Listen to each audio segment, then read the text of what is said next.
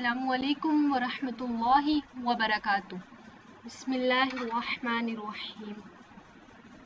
اس video میں آپ کو رمضان المبارک کے دوسرے عشرے کی دعا بتاؤں گی۔ رمضان المبارک کا دوسرا عشرہ مغفرت کا ہے۔ رمضان المبارک کے دوسرے عشرے کی دعا ہے استغفر اللہ ربی من کل ذنب واتوب الیہ۔ استغفر اللہ ربی من کل ذنب واتوب الیہ۔ اس کا ترجمہ ہے میں اللہ سے ہر گناہ کی بخشش طلب کرتی ہوں جو میرا رب ہے اور میں توبہ کرتی ہوں۔